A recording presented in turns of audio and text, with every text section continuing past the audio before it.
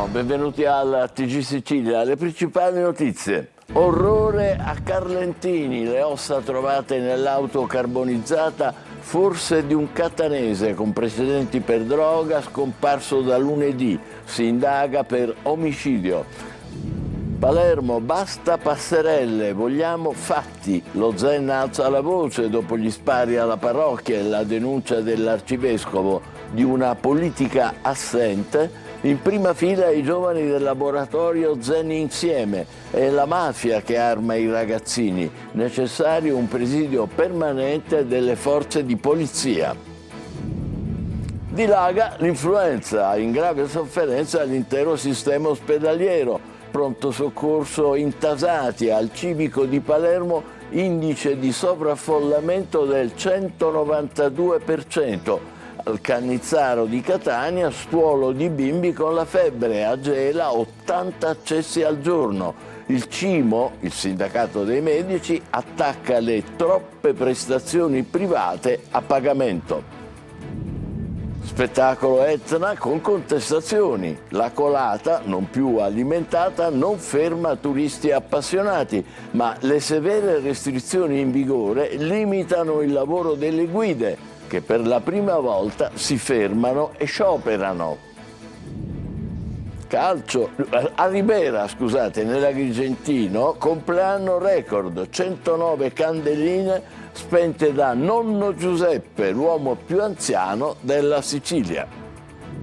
Eccoci al calcio, il Palermo punta a iniziare il 2026 con una vittoria contro il Mantova per rilanciarsi nella corsa alla promozione. Sul mercato si lavora per Tramoni, Diachité e Corona sono vicini all'addio. Serie C, Catania ancora in emergenza difesa per la sfida di domenica al Massimino contro la Cavese. Toscano spera nel recupero di Allegretto. Basket, figuraccia Champions per la Trapani Shark, perde 38-5 in Bulgaria, finendo con un solo giocatore in campo. Il Tribunale federale indaga su possibili irregolarità nella documentazione per l'iscrizione al campionato di Serie A.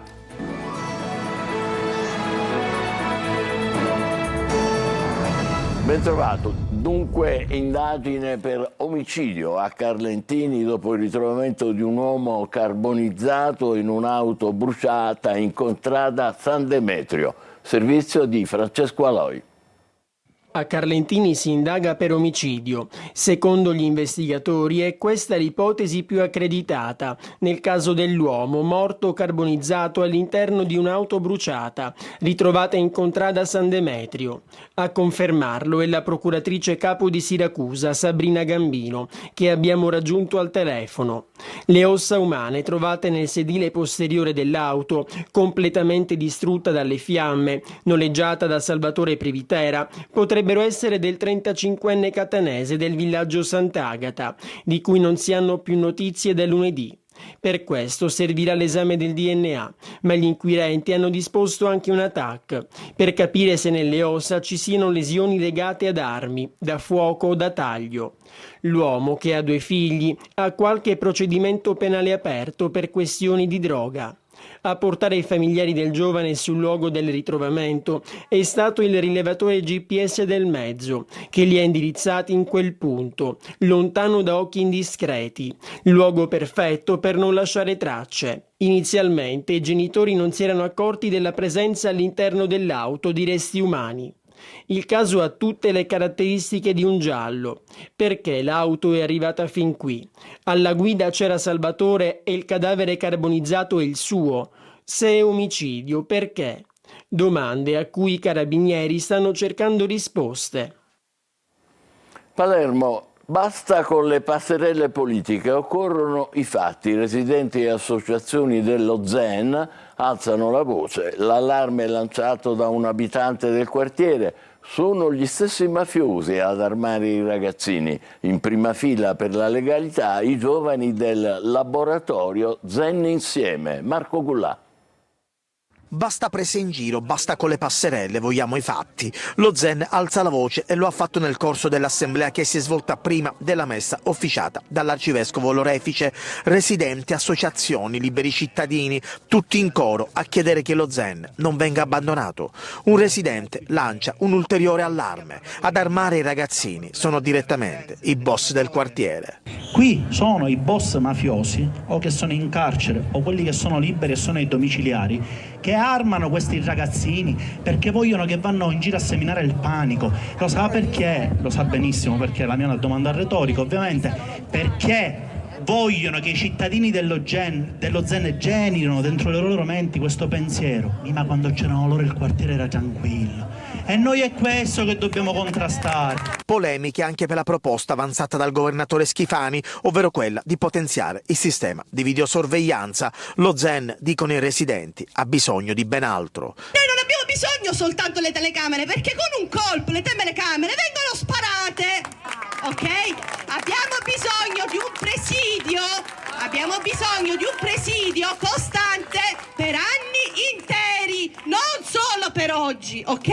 Non solo per la prossima vittima, non solo per le prossime macchine sparate, no! Abbiamo bisogno di una normalità. In fondo non lo si dice, ma si aspetta che passi la nottata, perché tanto lo Zen insomma ci può rimanere in queste condizioni. Forse questa cosa però è sfuggita di mano, la nottata non è passata e questa è la situazione in cui ci troviamo, gli spari contro la Chiesa che si sommano a tutta una serie di fatti di cronaca che, abituiamoci, se non si interviene da domani, ma non domani per modo di dire, da domani mattina 7 gennaio, continueranno, perché se io fossi un criminale oggi farei esattamente quello che fanno i criminali. Dall'altro lato ci sono delle istituzioni che tentennano, chiacchierano, perdono tempo e quindi io a questo punto faccio quello che so fare.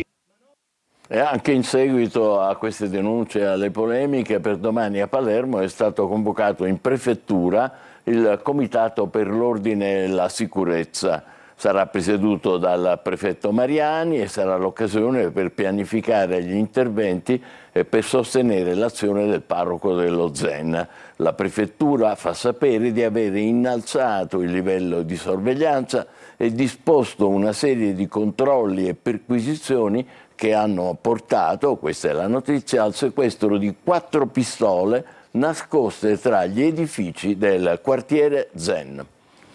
Incidente mortale sulla statale 188 a Montevago, nell'Agrigentino. Un uomo ha purtroppo perso la vita nello scontro tra il furgoncino su cui viaggiava e una minicar elettrica. Sul posto carabinieri, vigili del fuoco, sanitari del 118, traffico bloccato per i rilievi e la rimozione dei mezzi. A Catania un 14enne è stato arrestato per truffa aggravata con il metodo del finto carabiniere e per detenzione di armi, malgrado si tratti di un ragazzino, 14 anni. I carabinieri hanno scoperto 3 pistole con munizioni sepolte vicino alla sua abitazione, 2 delle quali erano state utilizzate per truffe nel Messinese. Cambiamo argomento, ospedali siciliani al collasso per il picco di influenza. Da 2 settimane non ci sono più posti letto. Pronto soccorso sempre più affollati, i particolari da Maglio Viola. È emergenza influenza negli ospedali siciliani. Il picco di accesso al pronto soccorso per crisi respiratorie dovute al virus influenzale e i conseguenti ricoveri manda in tilt il sistema. Alle 10 di oggi all'ospedale civico palermitano c'era un indice di sovraffollamento del 192%, con 81 pazienti in pronto soccorso, di cui 38 si trovano lì da 24 ore e 26 da ben 48 ore, ma ce ne sono anche 17 lì da oltre 48 ore. Il pronto soccorso di Villa Sofia invece è sotto osservazione già da qualche giorno, dopo che il presidente della regione ha convocato il manager Alessandro Mazzara. Al Policlinico di Palermo è stata istituita una task force che valuta quotidianamente la situazione e gli interventi, mentre il CIMO, il sindacato autonomo di settore, protesta con la politica che non ha ancora rimodulato la rete ospedaliera e fatto le necessarie assunzioni. Non è accettabile che la politica convochi i manager come se cadesse dalle nuvole, dice Giuseppe Bonsignore, segretario regionale del CIMO, quando invece ci sono precise responsabilità politiche. E se se la prende con l'eccessivo ricorso all'intramoenia, ovvero alle prestazioni private a pagamento da parte dei medici del servizio sanitario, che in Sicilia avrebbero travalicato i limiti nazionali. E proprio in queste ore dall'assessorato sta partendo un richiamo ai manager degli ospedali con una stretta su ricorso a questa pratica. Occorre garantire equilibrio con le prestazioni pubbliche, scrive l'assessore Daniela Faraoni, che annuncia interventi anche sulle liste d'attesa, dando vita ad una corsia preferenziale per le prestazioni necessarie ai pazienti cronici e ai pazienti fragili. Un percorso separato che così facendo libererà parte delle liste d'attesa, fornirà prestazioni rapide a chi ne ha urgenza ed eviterà di ingolfare i sistemi di prenotazione. Una risposta anche alle critiche al sistema giunte subito prima di Capodanno dal referto della Corte dei Conti. L'Etna adesso nuove regole e restrizioni per arrivare a ridosso del fronte lavico e non ci stanno le guide che per la prima volta si fermano e scioperano. Intanto la colata da ieri sera non è più alimentata. Luca Ciliberti. Il campo lavico sull'Etna, compreso tra Rocca Musarra e Rocca Capra, non è più alimentato. I fronti avanzati sono fermi e in raffreddamento. L'ultimo bollettino dell'INGV certifica dunque che la colata turistica, che in questi giorni ha attirato visitatori da ogni parte d'Italia sulla strada Pietracannone lungo la Mare Neve, al momento si è fermata. Tutta la porzione a monte del Campolavico fino a dove c'è visibilità, quindi sicuramente fino a Roccomusarra è tutto in raffreddamento e non si vedono flussi in avanzamento. E ieri sera non si è fermata solo la colata, ma per la prima volta con uno storico sciopero si sono fermate anche le guide alpine e vulcanologiche dell'Etna. Tutto è partito dalla scelta del prefetto di Catania, che di fatto ha irrigidito le ordinanze dei sindaci di Milo, Sant'Alfio e Zafferana Etnea, stabilendo l'obbligo di fermare le escursioni entro le 18, di fatto perdendo lo spettacolo della lava di sera e quello di rimanere a una distanza di 200 metri proprio dal fronte lavico. Pena persino i provvedimenti penali. Dall'altro lato però ci sono gli escursionisti fai da te che aggirano i divieti e si avvicinano fin sotto la colata.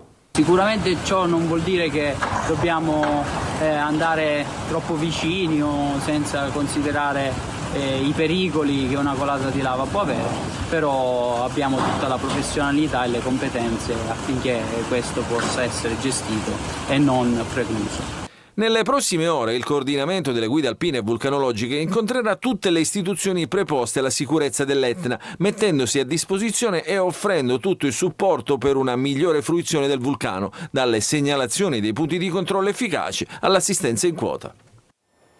Catania, inciviltà e burocrazia a San Berillo. Tonnellate di rifiuti attendono di essere rimossi, ma la ditta che si occupa della raccolta, la Gema, non può procedere per la mancanza di un certificato. Tonino De Mana. Più che via Garro è uno sgarro, al vivere civile ed un'offesa, aggiungiamo noi, ai tanti progetti di rilancio per San Berillo, cuore pulsante di Catania. Dopo il nostro servizio denuncia e l'indignazione dei residenti e le tante segnalazioni dei cittadini, la maxi discarica continua a tagliare in due la strada, non consentendo neanche il passaggio dei pedoni.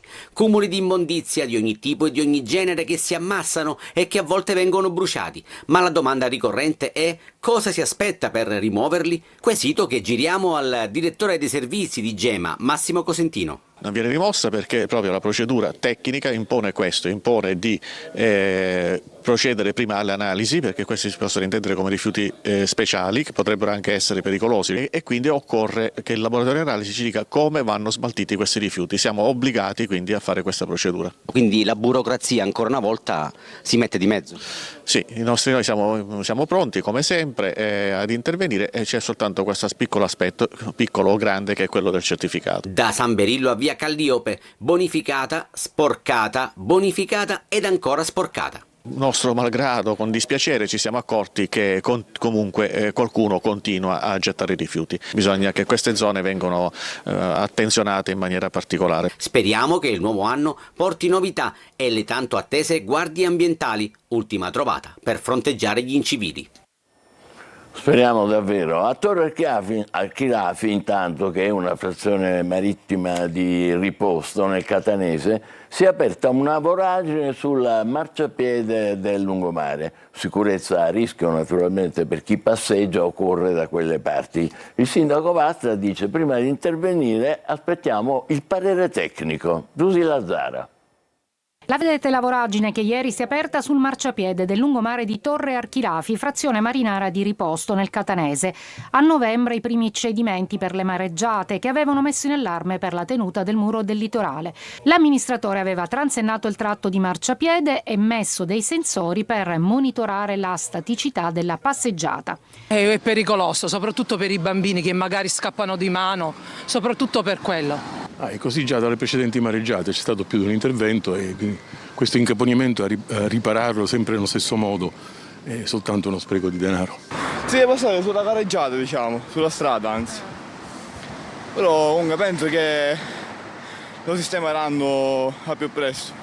Sul lungomare di Torre Archilafi, molto frequentato da chi passeggia o corre, si deve intervenire al più presto. I dati sarebbero dovuti arrivare in questi giorni perché il monitoraggio è durato circa un mesetto. Chiaramente quando si parla di certi piccoli spostamenti il monitoraggio deve avere un tempo. Adesso aspettiamo comunque i dati perché dobbiamo capire se il muro sta ruotando verso il mare, perché appunto dobbiamo capire se deve essere demolito e ricostruito in cemento armato come è stato fatto nell'altro tratto, o se invece bisogna semplicemente rinforzarlo, metterlo in sicurezza e ripristinare la passeggiata. È in attesa di avere dei pareri tecnici comunali per chi transita sul lungomare resta il disagio di dover superare il tratto tra le transenne e la pista ciclabile.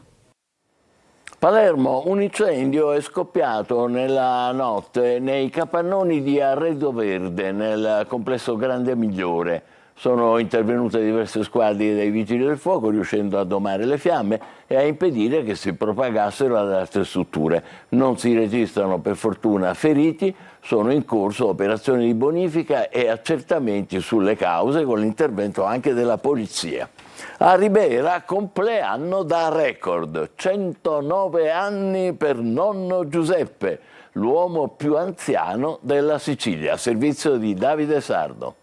A Ribera la musica della festa diventa storia. Perfino la banda musicale del paese rende omaggio a un uomo che ha superato ogni record di longevità, regalando al nonnino una sorpresa emozionante, tutta in note. Un traguardo mai raggiunto prima in città in Sicilia. Giuseppe Neri ha compiuto 109 anni ed è l'uomo più anziano dell'isola. Un compleanno speciale celebrato nella sua abitazione, circondato dall'affetto della figlia Antonina, dei nipoti, dei parenti, degli amici e dei vicini di casa. Presente anche l'amministrazione comunale, con il sindaco Matteo Ruvolo, che gli ha donato un manufatto del castello di Poggio Diana e una pergamena ricordo. Momenti di grande emozione, nonno Giuseppe si è commosso, le lacrime agli occhi, prima di spegnere le 3 grandi candeline dei 109 anni tra applausi e flash dei telefonini. Ha scelto di festeggiare a Ribera in famiglia dopo anni trascorsi spesso a Parigi con la figlia, dove stupiva tutti per età e ottimo stato di salute. Agricoltore per una vita, padre di 2 figlie e nonno di 5 nipoti, un esempio di longevità che entra nella storia.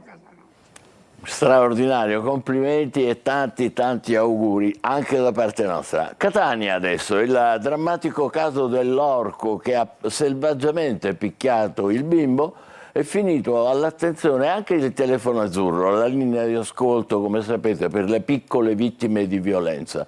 Vogliamo ringraziare questo bambino, dicono. Ci sono linee dedicate anche ai genitori per una corretta educazione. Lorena Dolci. Innanzitutto Telefono Azzurro vuole ringraziare questo bambino che è riuscito, cioè che ha tentato e sta tentando di uscire da questa situazione. A 10 anni ha trasformato botte, urla e umiliazioni in una via di riscatto. Ho pubblicato io il video, poi diventato virale, ha raccontato il bambino ai magistrati perché volevo che fosse messo in ridicolo chi agiva così contro un bambino indifeso. Telefono Azzurro ogni giorno ascolta bambini e adolescenti e offre delle risposte concrete per quelle che sono le loro richieste d'aiuto.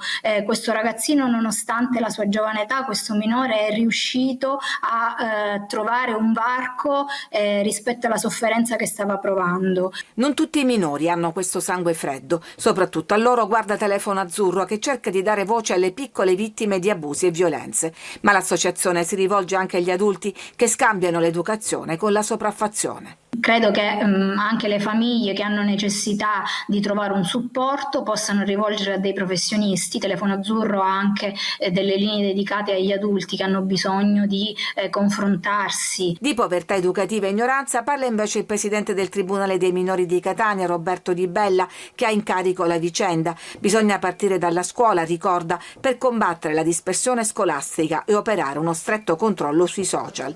La grande sfida, dice l'ideatore del protocollo Liberi di scegliere per i figli di famiglie mafiose, è offrire alternative alla strada.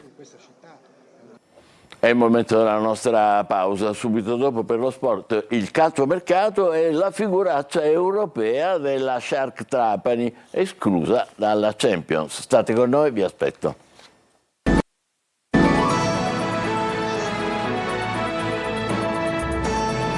Calcio marcia verso il Mantova, il Palermo lavora per farsi trovare pronto per la prima gara del 2026. Sul mercato, prossima settimana decisiva per Tramoni del Pisa. Marco Gullà. Iniziare bene il 2026, il mantra rosanero in vista del match contro il Mantova di domenica. Inzaghi vuole iniziare l'anno dando un segnale forte al campionato. Il Palermo c'è e vuole correre verso il traguardo della promozione diretta. Da valutare ancora Beresischi. Il difensore jolly di Inzaghi non è ancora al top e la decisione sul suo eventuale impiego a Mantova sarà presa solo a ridosso del match. Mercato, il Palermo continua a puntare Tramoni del Pisa. Ieri l'esterno ha giocato senza brillare contro il Como. Il club nerazzurro potrebbe lasciarlo andare, ma vuole un'offerta importante per il cartellino. Il Palermo attende, ma potrebbe sferrare il colpo decisivo la prossima settimana. Il Pisa avrebbe chiesto informazioni su Ranocchia, ma per il club rosanero il centrocampista è incedibile. Per la difesa si attende la decisione di Magnani se continuare quindi con la Reggiana o tornare in rosanero. Diachite ormai vicino alla cessione. Sul difensore maliano c'è l'interesse dell'Avellino, ma suonano sirene di interesse anche dalla Francia. Infine Corona dovrebbe andare in prestito al Pescara.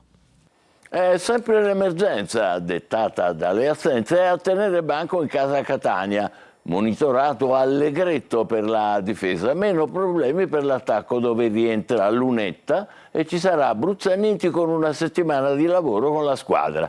Francesco Triolo. Stavolta l'emergenza in difesa per il Catania. I rossazzurri sono pronti a viaggiare a buon ritmo in vista del ritorno al Massimino contro la Cavese in programma domenica prossima, ma il tecnico Mimmo Toscano deve fare i conti con l'ennesima emergenza sul fronte degli uomini. Stavolta è il reparto arretrato a soffrire perché se è vero che sarà assente Celli per squalifica, c'è disponibile Di Gennaro, poi Pieraccini e finiscono qui i difensori di ruolo, abili e arruolabili. Attenzione puntata sullo staff medico che prova a recuperare Allegretto. È la chiave di volta per le decisioni di Toscano, perché la sua presenza eviterebbe rivoluzioni negli altri reparti. L'ex Picerno è monitorato allenamento per allenamento e una decisione verrà presa soltanto sabato o nell'immediata vigilia della partita. Attenzione rivolta anche a Gherardi che tra squalifiche ed infortuni manca a pieno regime dallo scorso 31 ottobre. Se non dovesse recuperare via il piano B e forse anche al piano C. Quaini in difesa per esempio con Corbari e Di Tacchio a centrocampo. Ma c'è anche la possibilità di vedere schierato dal primo minuto Bruzzaniti. È un'ipotesi sulla quale deve riflettere il tecnico che ritrova Lunetta lì davanti. La ripresa degli allenamenti dopo la pausa del giorno dell'Epifania servirà a tracciare il lavoro e il percorso di avvicinamento alla partita di domenica contro la Cavese. Figuraccia a livello mondiale e eliminazione a tavolino per gli Shark di Valerio Antonini in Champions League dopo la partita farsa in Bulgaria. E intanto oggi si attende la nuova pronuncia del Tribunale federale chiamato a rispondere di una possibile dichiarazione mendace in fase di iscrizione al campionato. Laura Spanò.